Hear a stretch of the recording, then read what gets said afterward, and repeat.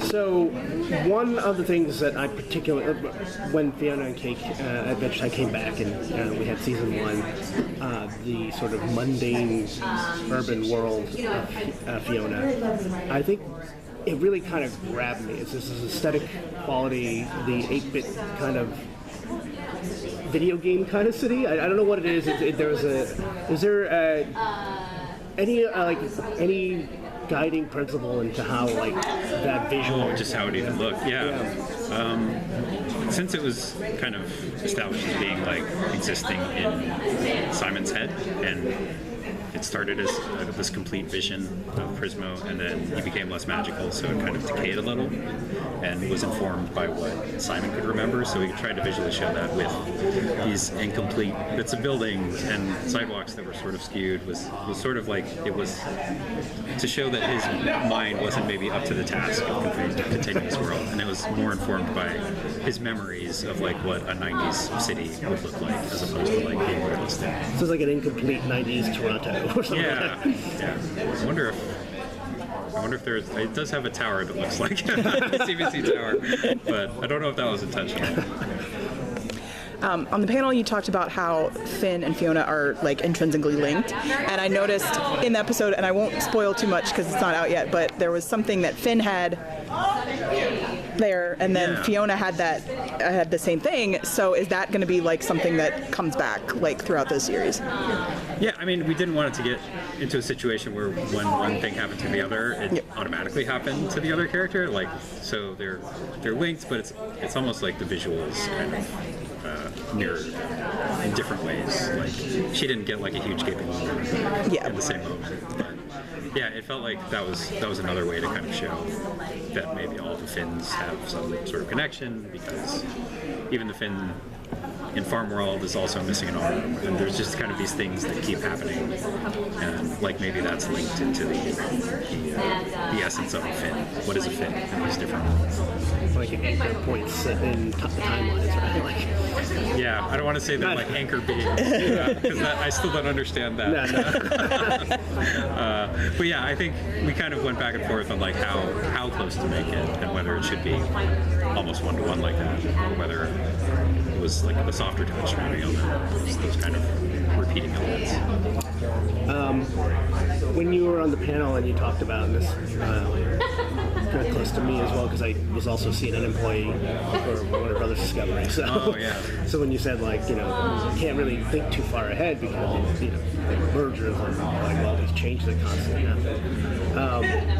For I guess creating season 2, did it feel a little like this, easier to kind of get over some of these hurdles to get everything greenlit this time around because of the success of the first one? And do you feel reasonably confident, I guess, like that there will be a future going forward? Oh, I have no confidence. I mean, not no confidence, but I can't speak with any confidence about like what I think will happen. Because even the people who greenlit the second season aren't necessarily at Max anymore, or HBO Max. It's not even Max, it's HBO Max again.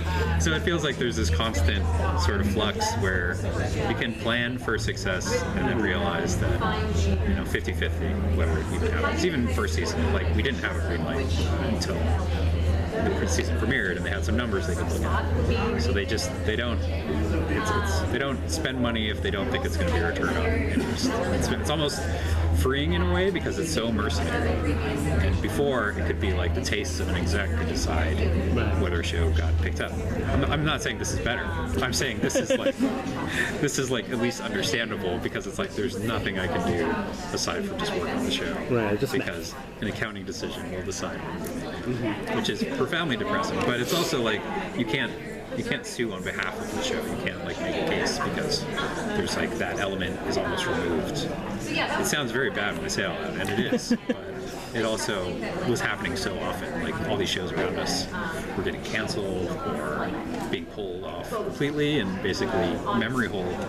And all you could do was like, I'm just going to keep working, and then if the axe comes down, so be it. But I can't control that. Were there different concepts for, like, I guess, more Adventure Time that didn't quite I think that you at each juncture we like pitch different sort of iterations that could work based on like we established and haven't explored, and different formats, because even that's changed over the years, like what they were interested in making.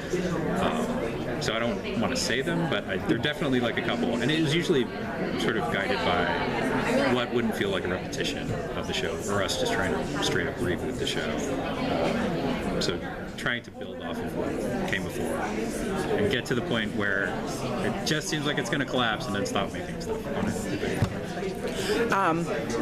So there's like multiple storylines happening with, you know, Finn and Huntress Wizard and Fionna and Cake and what's going on in Simon to a lesser extent. Yeah. When planning those out, do you plan them all at once, or do you like figure out what's going to happen in one separately and then try and make the others like match up? Oh yeah, we definitely have to outline an entire season at a time now. That what you're describing definitely was more amenable to like an 11-minute episode, because we had like, you know, 20 or 26 11s, the kind of that real estate to try different things in. They didn't have to relate to each other all the time. But I think because it's 10 episodes, you definitely have to be a little bit more stern with like making sure stuff is tracking between episodes. So we generally have like a big board open with all the episodes, all the beats laid out, color-coded threads, like what we were paying off and what we hadn't checked in long enough. And it's constrictive in a way that the original series wasn't, because 11 is like a lot more forgiving, and you can build off stuff, but you have like another season to try it. It kind of builds continuity just by time passing. And this was a lot more deliberate because you only have that 10 episode geography to work with.